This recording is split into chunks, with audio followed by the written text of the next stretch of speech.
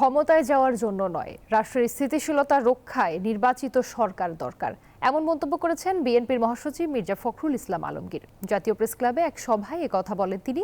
এদিকে বিএনপির স্থায়ী কমিটির সদস্য ডক্টর আব্দুল মঈন খান বলেন, সুষ্ঠু নির্বাচনের লক্ষ্যে প্রয়োজনীয় সংস্কার করে নির্বাচন দেওয়া উচিত।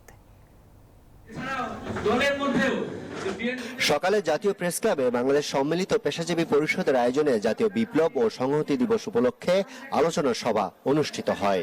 দেশের মালিকানা জনগণের হাতে তুলে দেওয়ার যে দায়িত্ব অন্তর্বর্তীকালীন সরকার নিয়েছে, যত দ্রুত তার সঙ্গে এটি করবে ততই মঙ্গল।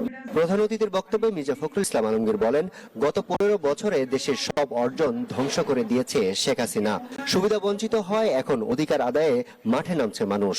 এই ক্লান্তি লগ্নে সবাই এক থেকে দেশকে এগিয়ে নেওয়ার আহ্বান জানান তিনি। সংস্কার দিয়ে দিয়েছি প্রস্তাব, ওইখানে দেখেন কোনটা কোনটা আপনি নেবেন, কোনটা কোনটা নেবেন না, কিন্তু আসল জিনিসটাতে আসেন। নির্বাচন কমিশনকে ঠিক করে আপনাকে দ্রুত নির্বাচন ব্যবস্থা দেন। বিএনপি ক্ষমতা যাওয়ার জন্য আর হচ্ছে নির্বাচনটা দ্রুত না হলে এই সমস্যাগুলো বাড়বে। গণতন্ত্রকে ধ্বংস করতে চায়, বাংলাদেশের আপনার যে স্টেবিলিটি নষ্ট করতে চায়, তারা মাথা চাড়া দিয়ে উঠছে। এদিকে ডিপ্লোমা ইঞ্জিনিয়ার্স ইনস্টিটিউটে বিএনপির বিভাগীয় প্রশিক্ষণ কর্মশালায় অংশ নিয়ে বিএনপির স্থায়ী কমিটির সদস্য ডক্টর আব্দুল মঈন খান বলেন, শুধুমাত্র সুষ্ঠু নির্বাচনের জন্য যতটুকু সংস্কার প্রয়োজন ততটুকু সংস্কার করে নির্বাচন দেওয়া উচিত। আমরা বিশ্বাস করি, একটি সুষ্ঠু নিরপেক্ষ নির্বাচনে জনগণ যদি আমাদের ভোট দেয়, আমরা এই দেশ পরিচালনার দায়িত্ব গ্রহণ করব।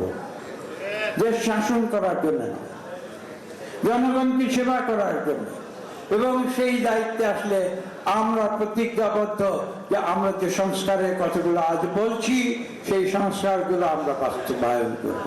বিএনপি নেতারা বলেন, অন্তর্বর্তী সরকারকে ব্যর্থ করতে নানামুখী ষড়যন্ত্র চলছে, তাই এই ক্লান্তি লগ্নে সরকারকে সবার সহযোগিতা করতে হবে। তৃণমূল মানুষকে বুঝিয়ে দেবেন। আরিফুল ইসলাম, নিউজ 24, ঢাকা।